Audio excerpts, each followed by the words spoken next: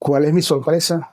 Que fue la máxima que tuve, que en pleno periodo de pasantía me llamaron para la presidencia y me dieron el cargo de ingeniero.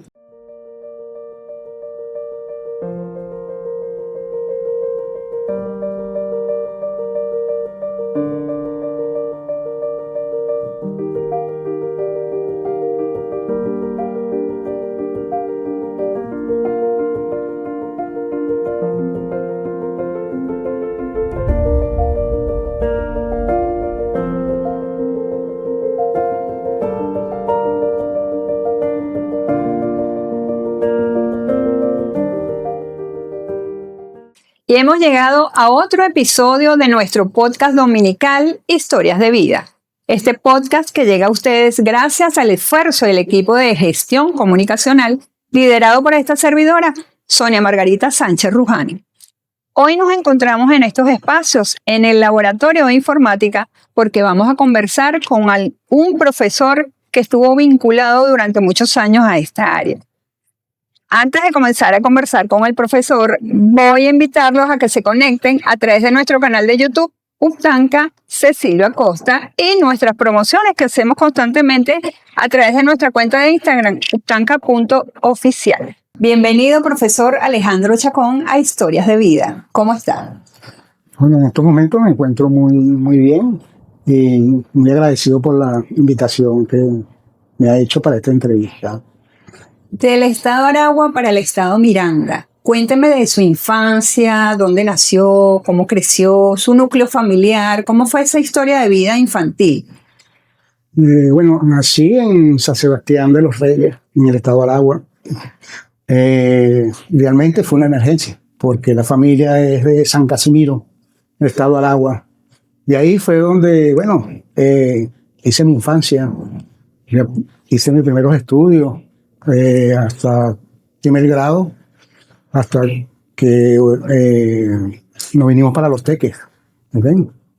Mi papá era docente acá y hacía ese viaje desde Aragua hasta Miranda, hasta que nos residenciamos acá. ¿A qué edad llegó aquí al estado Miranda? La verdad que fueron dos tiempos intermitentes, ¿no? Porque hice mi primer grado lo hice acá, mi segundo grado lo hice en San Casimiro y luego el tercero lo hice acá para luego ingresar en la Escuela Granja Carrizal, donde hice cuarto, quinto y sexto grado. ¿Qué recuerda de ese entorno familiar, de esa niñez, de esos cambios de un estado para otro? ¿Alguna historia que lo haya marcado que usted recuerde de buena manera? Realmente, la infancia, más en un pueblo, es muy libre, pues. O sea, ir para el río, estar con los familiares todo el tiempo, o sea, era un juego cotidiano. Y quizás no me pegó tanto porque cuando llegamos aquí a Los Teques, o sea, ya eran tantos niños y esa interacción no permitió, o sea, no notar esa diferencia, pues, entre venir del campo a la ciudad y ver tanta, digamos, la parte de la movilización, pues, de los habitantes, o sea, las escuelas, inmensa la cantidad de niños y todo eso. Era muy parecido. Fíjese que dicen que los ingenieros, cuando son niños muy curiosos. Le pregunto a usted, ¿en algún momento usted recuerda haber desarmado un carrito, haberlo armado, haber visto qué tenía por dentro, algún aparato tecnológico, algo que haya desarmado que quizás le haya despertado a usted la curiosidad por la ingeniería? En realidad que es muy interesante esa pregunta, porque si algo por lo menos marcó en mí la ingeniería, y más que todo la mecánica, fue esa infancia. Yo me acuerdo que si yo veía una mesa o justamente la cama, yo me metía debajo de la cama como un mecánico, ¿no? A desarmar, a buscar las piezas. Y ese era uno de mis mayores entretenimientos. Y eso, después me llamaba la curiosidad, o sea, sacar un tornillo, meter un tornillo, pero siempre estaba metido debajo de un escritorio, debajo de una mesa, debajo de una silla. Y bueno, y después los juguetes, pues, que uno los desarmaba. O sea que posiblemente ya usted en sus venas venía la esencia o ya las ganas de que había de ser ingeniero y usted no lo sabía, porque fíjese, por lo que me comenta, y sus padres lo apoyaban en todo momento cuando de repente se metía y en algún momento usted le dijo que quería ser ingeniero, en ese momento todavía no lo pensaba. No, no lo pensaba. Más bien, no, muchacho, sal de ahí y véase ahí abajo todo el tiempo en una mesa. Sí, porque uno de niño siempre le dicen, ay, ¿qué quiere ser cuando grande? Bueno, quiero ser esto. ¿Usted pensó en algún momento ser ingeniero? Esa pregunta, para que veas, no tocó en ningún nivel así. Todo eso lo tenía yo dentro de mi pensamiento desde esa temprana edad. ¿Y tiene alguna travesura que recuerde de su momento? Bueno, justamente ahí hicimos la primera construcción de una carrocha. Me acuerdo yo, conseguimos la rolinera en un taller, vivíamos en el Rincón. Y bueno, armamos nuestra carrocha y la de nosotros tenía que ser la más rápida, la más... Y más que una travesura, bueno, usted que aquí en Los Teques debe recordar la bajada que sale del Rincón y sale a la Plaza Guacaipuro. Sí. Bueno, esa era nuestra pista vamos a decir, de velocidad. Y ahí, bueno, quien quería competir tenía que lanzarse por ahí, pues. Eso era todo un reto. Bueno, un reto, tremenda bajada. un reto donde, bueno, tuvimos la mayoría de los accidentes, ahí, bueno, los padres estaban preocupados y hasta cerraron eso por eso mismo, pues, porque la gente se venía por ahí y quería hacer ese tipo de competencia. Fíjese que entonces también estaba vinculado el tema de desarmar, armar, construir una carrucha, porque después usted también tuvo vinculación con el área automotriz. Sí, exactamente. Porque cuando usted llegó aquí, volviendo al inicio, cuando usted llegó aquí a Los Teques, estudió en la Escuela Granja. Luego, ¿me puede comentar cuáles fueron sus etapas académicas? ¿Qué estudió y dónde estudió? Bueno, en realidad, en la Escuela Granja empecé a estudiar cuarto grado. Excelente escuela, eran niños, puros niños en esa época. El director era Carlos Dillaco, me acuerdo muy claramente. Y bueno, teníamos actividades de agricultura, que eran los primeros años. Interesante, porque cada quien tenía su parcela y cultivábamos inclusive lo que nos comían. O sea, desde las gallinas, los pollos, los huevos, los cerdos, y teníamos una vaquera. En ese tiempo estábamos completos. Y el primer año era la parte de limpieza, pues, y la parte de agricultura era la más fuerte, cuarto grado. Y luego quinto grado pasábamos ya a la parte de la gallinera, de la pollera y la conejera. O sea, tenemos una conejera justamente en cuarto. Y en quinto, perdón. Y en cuarto también nos tocó la parte de la naranja California. Se cultivaba la naranja California por en cantidades. Yo digo que se autoabastecía y todavía traían para el mercado para comercializarlos ahí. Luego estaba entre finalizando quinto, o sea, mitad de quinto grado y sexto, nos tocaba la cochinera. O sea, ahí le dábamos el servicio completo desde que nacía el parto, en la parte de los apareamientos, la cría, y fíjese, la cochinera era una cochinera industrial. O sea, ahí salía cochino, tanto para la institución como para afuera. O sea, ahí se veían que, bueno, tenían aproximadamente en paralelo el galpón, tenía como 12 cubículos donde criamos ahí las partes de los cerdos. Y estudiando allí en la Escuela Granja, ¿no se le ocurrió nunca ser ingeniero agrónomo? Mira, yo vengo de una familia que es, digamos, del campo y todavía no tiene está la pequeña hacienda ya, lo que llamamos nosotros la tuna, un hato muy pequeño, y realmente de ahí salía la leche de todo el pueblo para la época. Y por eso es que me meten ahí en la Escuela Granja. Y te voy a decir, ahí de ingeniería a la parte de agronomía, hice mi sexto grado y quedé seleccionado para Calabozo, presentar la prueba de Calabozo. Y bueno, como en ese tiempo fui solo, con los papeles y eso, fui a presentar mi prueba y realmente la prueba me daba risa porque por las preguntas que me hacían y veníamos de una escuela granja, pues. Se veía pues que no era impedimento de entrar en la escuela. Y cuando recibí mi nota, se perdieron todos. Fue el momento más duro que tenía.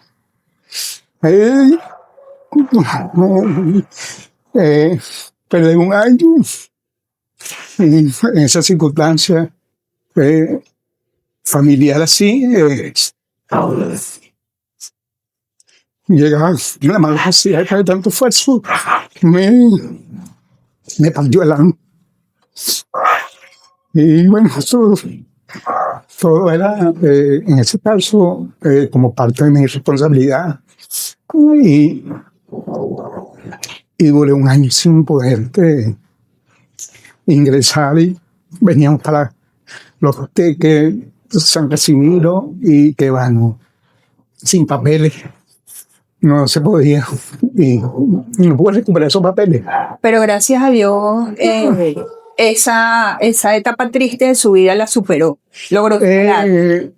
Sí, la logré superar con un año de esa carga a esa edad.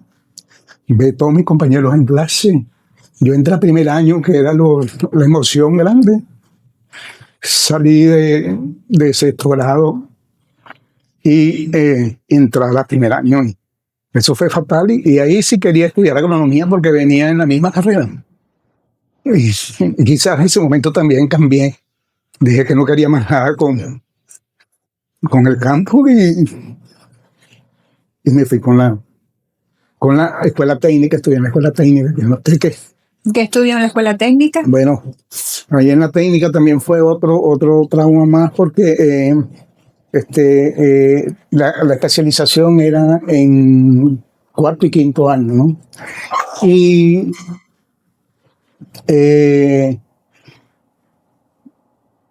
los cupos que habían eran de electricidad y de mecánica eran muy pocos, o sea, muy pocos.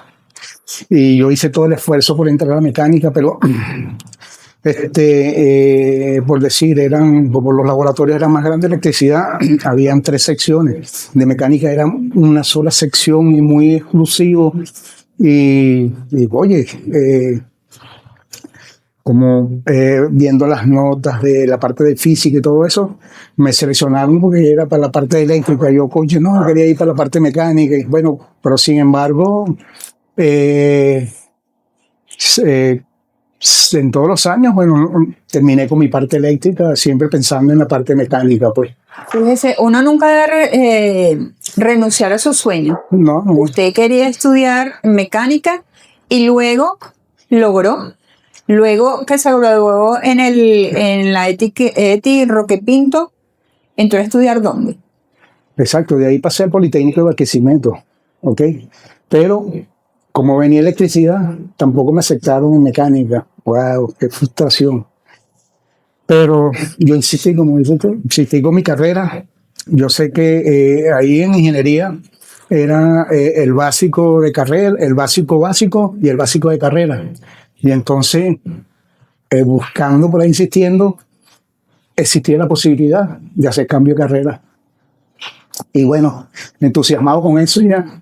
Eso fue en el segundo año, como las unidades curriculares son análogas, hicimos el cambio para mecánica y de ahí adelante me sentí como Pececito en el agua. Sí, como pez en el agua, exactamente. Y se graduó. Y me gradué. ¿Nunca renunció a ese sueño? Nunca renuncié. Y como premio hice mi pasantía en una empresa automotriz, una de las más grandes del mundo, Fiat Automóviles. Fue una de mis grandes escuelas. Cuéntame de esa experiencia que vivió allí en Fiat durante tantos años, porque tengo entendido que trabajó más de 15 años en la empresa automotriz. Sí, exacto, pero ahí en Fiat fueron los primeros 5 años porque ahí a la empresa la sacaron de acá de Venezuela. Y bueno, ahí es parte de esa historia automotriz nacional. Pero fue una historia bastante, digamos, que me llenó bastante, pues, porque primero, el primer inconveniente, parece mentira, que me dijeron, pero para que vea que uno tiene que seguir insistiendo.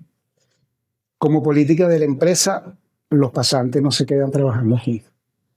Entonces, wow, todo el mundo pensando de que recién graduado, oye, quedar en una empresa era su sueño, pues. Y bueno, empecé a hacer mi pasantía, hice muy buenas relaciones.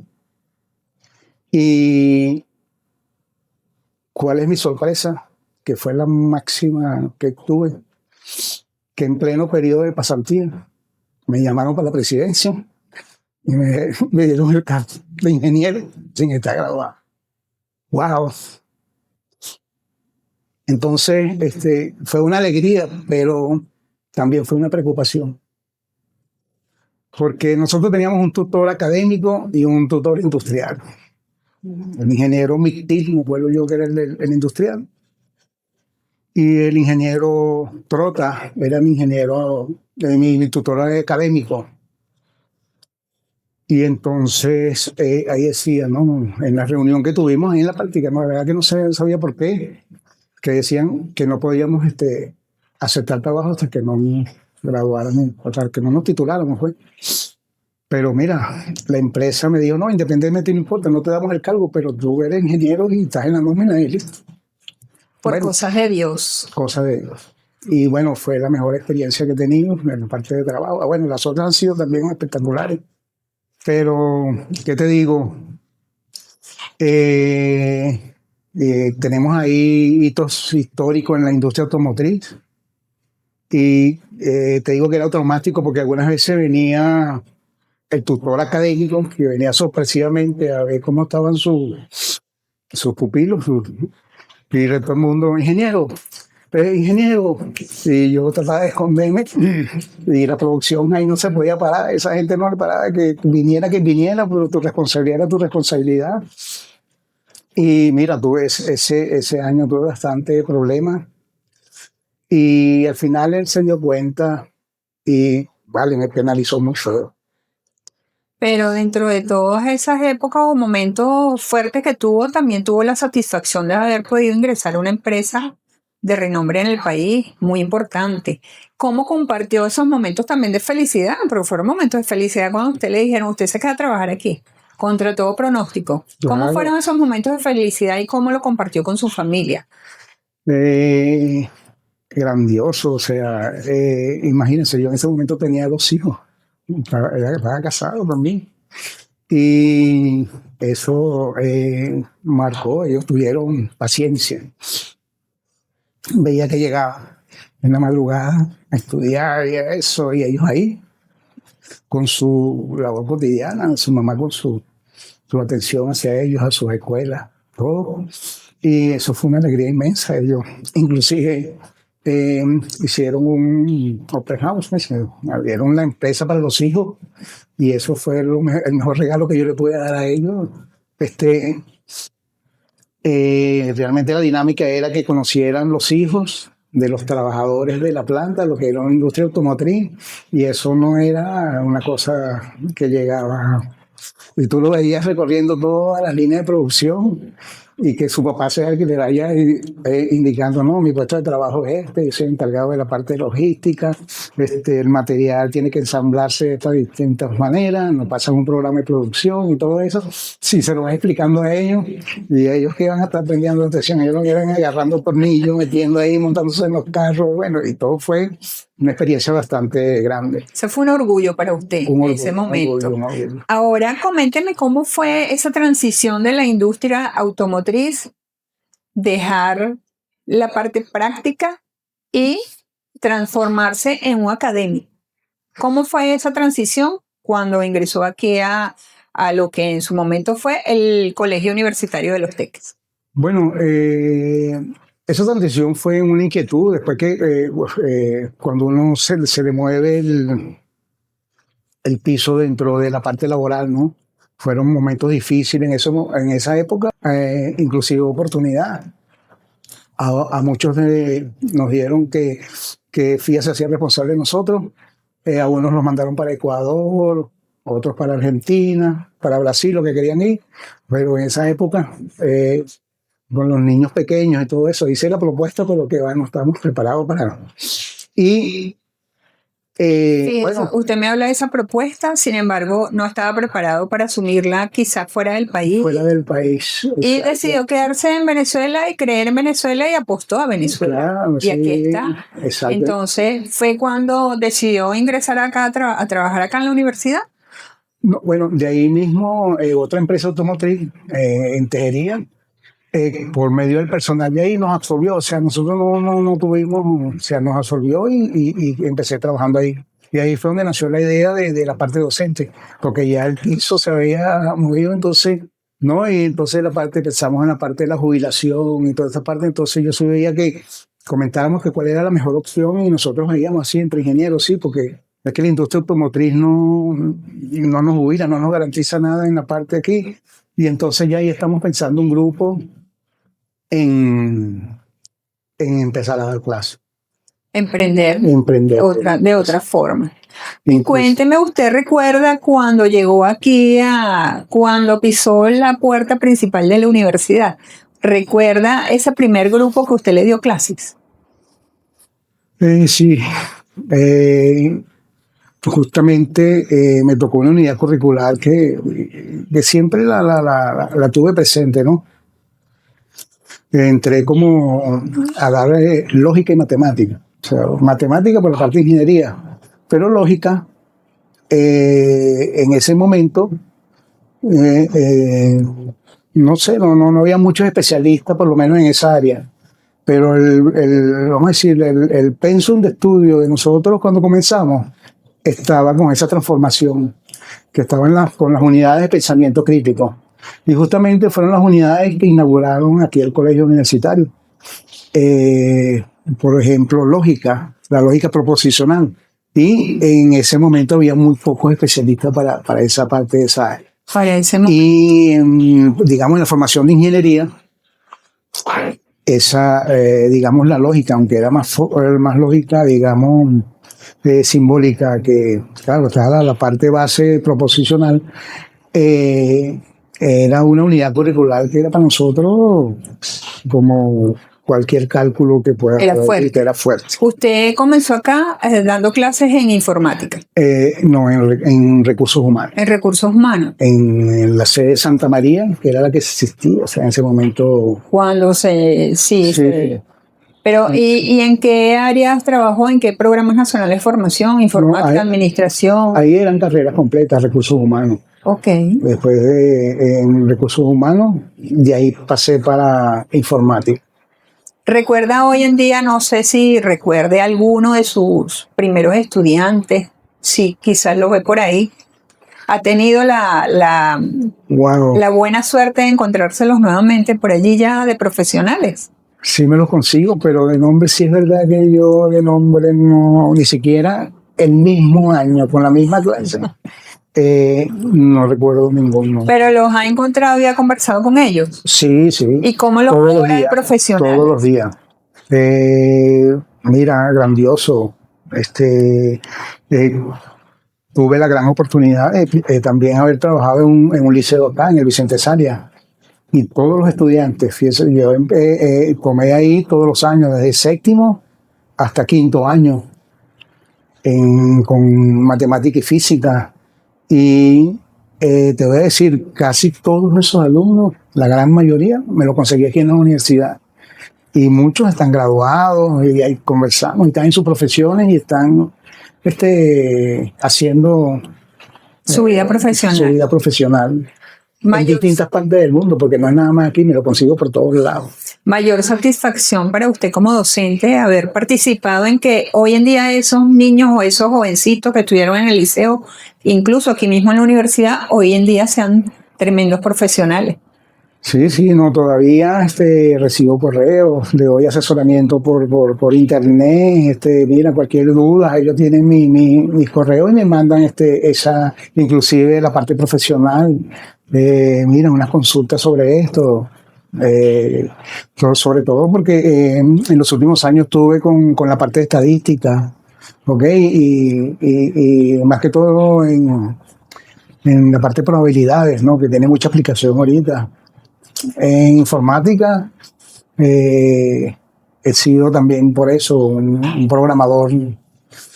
Tengo una maestría inclusive en informática aplicada y hemos desarrollado muchos proyectos con estudiantes. De eso me gustaría hablar con usted porque en Venezuela y en todo el mundo tuvimos una época o una etapa muy crucial que fue la pandemia.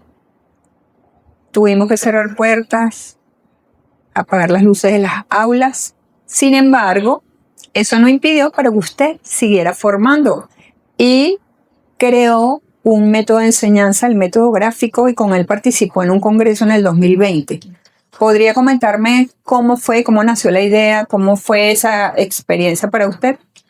Bueno, realmente el método gráfico es del doctor Pedro Arzón, o sea, un desarrollo bastante didáctico de la Universidad Central de Venezuela.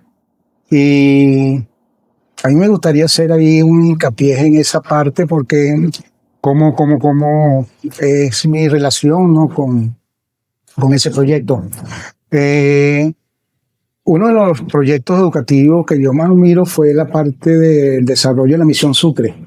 Ahí fue donde lo conocí, o sea, conocí a un grupo de profesionales, o sea, matemáticos de la Universidad Central, y ellos en cada estado, bueno, seleccionaron un grupo de profesores y coordinaron pues cómo iba a ser el programa de matemática para la formación del proyecto Misión Sucre, ¿okay? Que es uno de los proyectos para mí bastante interesante y progresista, ¿no? En el campo educativo, o sea, cómo llegar a la excelencia en un tan corto espacio de tiempo y con una preparación excelente.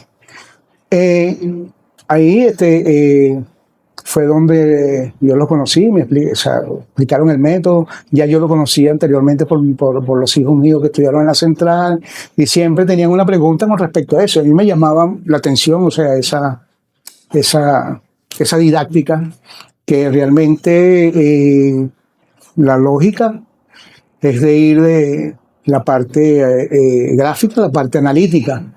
Y en los institutos, por lo menos en el Politécnico, era de la parte analítica a la parte gráfica. Y entonces quizás hacía más abstracto, o sea, ese conocimiento. Y ahí fue donde o sea, me enamoré de ese principio didáctico. Y lo empecé a aplicar, bueno, y vi que me resultó tanto a mí como a un grupo de alumnos, porque habían otros que no lo rechazaban, veían el método como algo quizás de un esfuerzo mayor. ¿De qué año me está hablando cuando comenzó a aplicar el método gráfico? Mira, estamos hablando del 2010 más o menos, 2008, por ahí, 2000. Que ya para 10 años después, cuando llega la pandemia, ya era un método bastante conocido en el país. Sí, no, es que siempre ha sido conocido porque inclusive se ha venido, en este caso, masificando a través tanto de universidades nacionales como internacionales, ¿ok? Y ya por lo menos Universidad Simón Bolívar, Universidad Central, Universidad Lisandro Alvarado, todos estos tienen ese principio porque ya, o sea, parece que en la parte, se conoce más la parte didáctica de ese método y los resultados, o sea, que se obtienen. ¿Puede hablarme de ese congreso en el que usted participó en el 2020? Ahí fue donde en el 2020 vino la pandemia y hubo la separación de las aulas, pues de ese contacto directo con los estudiantes. Y bueno, si es un aula había dificultad, ¿no?, para ver esa retroalimentación entre el alumno y el profesor. Uno decía, bueno, digamos, estaba empezando la tecnología, las videoconferencias, apenas se estaba iniciando ese desarrollo. Mira, yo digo, mira, la única manera que uno le puede llegar con mayor profundidad es a través del método gráfico, porque son los primeros años de la universidad. Uno es un método que comienza desde cero, no necesita tener ninguna base matemática para empezar a comprenderla. Y lo hice a través con el libro práctico y las videoconferencias, y me fue bastante bien. Y comenzó a aplicarlo con sus estudiantes. Lo empecé a aplicar, o sea, a seguir aplicando, porque yo aplicaba realmente en el lapso académico. Él aplica siempre al principio, hay una serie de temas que van con él 100%, casi un 60% del contenido académico se basa en eso.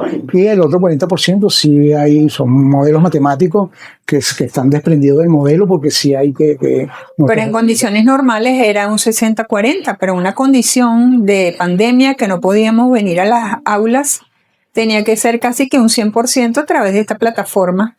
Exacto. ¿Cómo fue ese cambio de la aula? Porque es lo que hablamos, se estaban apenas comenzando a poner en práctica o cobraba mayor poder o peso el uso de las plataformas tecnológicas. ¿Cómo fue aceptada esta estrategia con sus estudiantes? No, mira, pues al principio, o sea, es que el método en sí viene completo, o sea, viene con todas sus instrucciones, viene con video, hay video para cada una de las clases, y en ese momento no estaba desarrollando ninguna aplicación. Una aplicación que nació recientemente, pero se utilizaban en este caso desarrollos tecnológicos a través vamos a decir, de la programación para crear gráficos, hacer explicaciones a través de blog de notas, figuras, capturas gráficas, ¿ok? Y utilizar las aplicaciones que ya estaban desarrolladas. Pero en particular para el método no existía ninguna, y se fue más que todo parte de ese desarrollo, pues, que se ha venido trabajando. Ok, profesor, pasaron ya 6 años desde que comenzó pandemia, pero previo a pandemia también hubo un tema de transformación universitaria en el país, y usted formó parte de esa transformación porque en ese momento usted laboraba acá. ¿Recuerda cómo fue ese paso de lo que era el Colegio Universitario de Los Teques a lo que hoy en día es la Universidad Politécnica Territorial de los Altos Mirandinos? Porque no hablamos solamente de que cambió un nombre. Antes eran carreras, ahora son programas nacionales de formación. Antes tenían quizás menos ofertas académicas. Hoy se cuentan con 11 propuestas de estudios universitarios para la población de no solo Altos Mirandinos, yo diría que de la Gran Caracas. Entonces, ¿cómo vivió usted esa transformación? Fue algo extraordinario, porque estudiar una carrera acá en Miranda o estudiarla en el Zulia o en Bolívar, un estudiante por X condiciones tenía que trasladarse, perdía todo ese, vamos a decir, todo ese avance, porque las unidades curriculares en un estado eran diferentes, los programas eran aparte, entonces pasabas por un proceso tendrías que pedir una revisión de todas las unidades curriculares y tener aprobado el 75% por lo menos de ese contenido. Y entonces eso era un periodo bastante largo, y mucha gente tenía, no, bueno, lo único que me queda es volver otra vez a cursar esa unidad curricular. Ahora, eso permitió, inclusive hasta los mismos docentes, o sea, tener un criterio unificado en cuanto a los programas y a la formación de los profesionales, y a los estudiantes, cualquier movilidad que tuvieran, ellos de manera natural podían empezar con toda normalidad en cualquier parte del país. ¿Okay? Esa fue una gran ventaja, fue positivo eso. Pero usted también, además de aula, usted ejerció cargos de responsabilidad dentro de la universidad. ¿Pudiera comentarme qué otras actividades realizó aquí? Bueno, aquí estuve casi que 8 o 10 años en lo que es planta física. Todo, inclusive desde la primera directiva. Fue un caso curioso porque era raro que un ingeniero concursara. O sea, yo hice aquí un concurso de credenciales y eso. Entonces, en la parte de matemática, la ingeniería es compatible con cada uno de los programas y era eso, no había muy pocos ingenieros. Y teníamos la parte de transporte, teníamos la parte del sistema de bombeo, teníamos la parte, digamos, de todo lo que eran las acometidas eléctricas, aire acondicionado, instalación de equipo. Y por cosas así me llamaban a consulta. O sea, primero falló el sistema de bombeo del preescolar, me acuerdo. Y entonces, oye, no había un ingeniero, entonces resolvimos ahí. Hubo el sistema también, problema de bombeo acá de la sede acá académica. También, entonces, por ahí empezamos a resolver las partes, digamos, del agua, o sea, lo que es mantener al día los sistemas Era un reto. Era un reto en ese momento. Planta física. No, más que un reto era una asesoría técnica, pues, en esa parte. Ahí en ese momento había un arquitecto, Filomena, me acuerdo yo, muy excelente persona, trabajé con ella. Estuvimos, o sea, ella estuvo asesorando y ella era la encargada de planta física, la coordinadora de planta física, y siempre estuve, o sea, en mis clases y en la parte ahí de planta física asesorando, hasta que llegó el momento, ¿no? Que me querían en la coordinación, eso, y lo único que negociamos ahí fue que sí estaba en la coordinación, pero al menos con unas horas mínimas de clase, porque no quería separarme. Claro, no quería dejar las aulas. Exacto. Fíjese, cuando veníamos subiendo, usted me dijo, se acercó al comedor, vio a través de los vidrios, y lo noté nostálgico porque tuvo mucho que ver con el diseño del comedor, de algunas cosas que están allí. Sí, no, ahí se desarrolló también junto con el arquitecto Morante, toda esa plantilla. Habían profesores acá, el profesor Catiusca, el profesor Pedro Herrera, el proyecto de los comedores, todo. O sea, que no era ese comedor, era el comedor para toda la sede. Y fuimos una de las primeras instituciones que lo entregamos a detalle, pues. Y ejecutaron también el proyecto que todavía hoy en día funciona a la perfección. Exacto. Profesor, usted ingresó dando clases, trabajó en planta física, pero también tuvo una gran responsabilidad en la parte deportiva.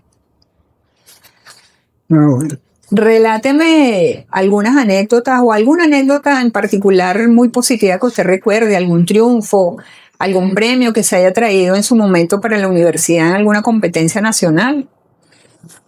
Bueno, el mejor premio fue quizás históricamente ya el Culca tenía una buena representación y antes tenía unos buenos premios, pero me tocó ser, digamos, coordinador deportivo por la parte de los docentes, un cargo en honor, pero se hizo con bastante entusiasmo y logramos posicionarnos por lo menos dentro de los 5 mejores institutos a nivel nacional.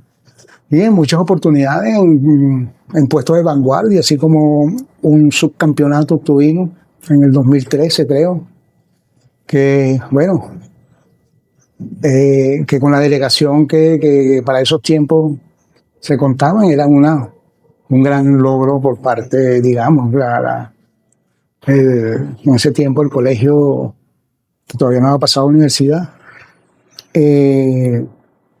alcanzó, ¿no? Y dentro de los premios individuales, sí, aquí hay muchos atletas, muchos profesores que ¿Recuerda algún atleta que haya tenido renombre en el país? ¿Que haya salido a alguna competencia y que usted lo vea hoy en día por allí? La profesora Carmen Álvarez, Excelente. excelente deportista. El profesor Garrido, doctor Garrido, Ludwig Cerny, muy compañero mío, y obtuvimos nosotros, eso sí, uno de los grandes logros, el Campeonato Nacional de Voleibol. ¿Trajeron premio para...? Premio para la institución, en primer lugar. El equipo de softball, acá muy reconocido a nivel nacional, que es un deporte nacional. Eso que usted cosechó lo que sembró. Exacto, ¿no? Y nos trajimos el Campeonato Nacional de Dominó Femenino, el subcampeonato de dominó masculino. En ese caso estaba con el profesor Toro y mi persona, que por, digamos, ausencia de otro profesor le hice la suplencia y mire, logramos el subcampeonato, el Campeonato Nacional de Ajedrez. Impresionante, ¿no? Fueron casi que 10, 12 años de esas delegaciones a nivel nacional, o sea, conocimos todos los estados, Zulia, Falcón, Nueva Esparta. O sea, para usted es una gran satisfacción. Claro, haber estado con todos ellos docentes en esa época y mantener por lo menos la institución ahí, pues a la vanguardia del deporte a nivel nacional. Referencia a nivel nacional. Sí, referencia a nivel nacional. Y seguimos siendo referencia a nivel nacional. Claro. En el ámbito deportivo tenemos bastantes estudiantes de deporte que son medallistas. De hecho, hace un fin de semana atrás llegó de un campeonato internacional un estudiante de deporte, fue a competir en una disciplina llamada kettlebell. Eso es pesas ruso. Y se trajo un puesto bueno, se trajo el tercer lugar del campeonato. O sea, que seguimos siendo referencia a nivel mundial. Claro, ¿no? En la institución acá, y más en la parte de deporte, tenemos un campeón mundial en karate de discapacidad y es de aquí del Colegio Universitario Estadio. Campeón mundial. O sea, Fíjese. O sea, que es una experiencia acumulada que a usted le llena de mucha satisfacción. Fueron alumnos, o sea, la gente de voleibol que está ahorita, mira, lo ves en las selecciones de Italia, de Turín, de esas selecciones, de la parte femenina para la época, todas están a nivel nacional, mundial, perdón, participando. Bien, sí. Y eso son escuelas, mucho. El voleibol ha tenido también buenas cosechas de acá. Sí. Y eso, bueno. Con toda esta experiencia acumulada que usted tiene de haber trabajado en la industria automotriz, de los 20 años de experiencia que tuvo acá en el colegio universitario que se transformó en Uptanca, ¿qué mensaje le deja a usted a los estudiantes que hoy en día se están formando en estas aulas?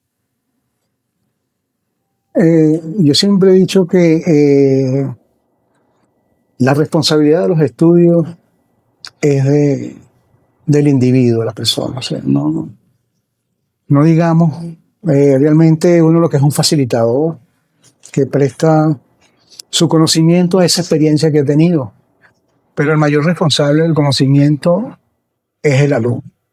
O sea, no asuma de que usted puede tener ahí el premio Nobel dándole una clase magistral o con las mejores herramientas. Bueno, ahí está la inteligencia artificial.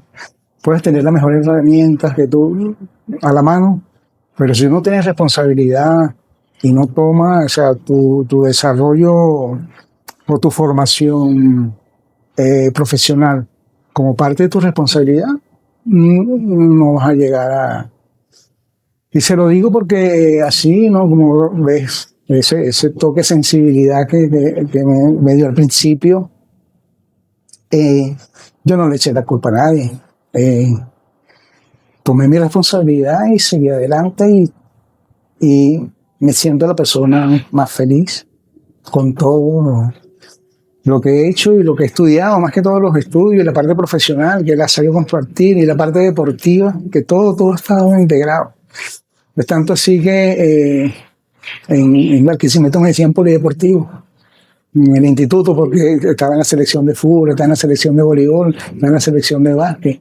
Igualmente fue aquí en el instituto, conocía del básquet, del voleibol, participé, faltaba un jugador, ahí estaba yo, vamos, y coordinando también, o sea, una cosa también que fue un trabajo en equipo, porque, mira, la profesora Barraez, ícono del deporte aquí nacional de Miranda también, Pedro Escobar, o sea, gente profesional del básquet.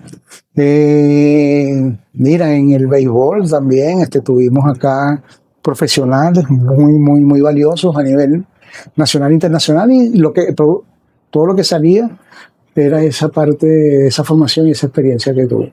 Fíjese, y con ese bonito mensaje, profesor, que usted nos acaba de dar, de esa experiencia que usted nos comentó a lo largo de sus años de niño, de joven, de adulto, ahora personal jubilado de esta universidad, pues nosotros despedimos este episodio del podcast Historias de Vida. Entonces nosotros queremos agradecerle de manera muy especial al profesor Alejandro Chacón, que nos acompañó hoy en este episodio. Los invito a que se conecten el domingo y lo vean, porque de verdad que nos comentó una historia bien interesante, digna de ver, porque de verdad es ejemplo de que los sueños se cumplen y que uno no debe de caer. Entonces no me queda más que despedirme, invitarlos a que se conecten a través de nuestras plataformas digitales, por nuestro canal de YouTube, Uptanca Cecilia Costa, y ver las promociones del podcast a través de nuestra cuenta de Instagram, uptanca.oficial. Agradecidos con ustedes porque este podcast llegó a ustedes gracias al equipo de producción de gestión comunicacional de esta universidad. Así que nos vemos en la próxima.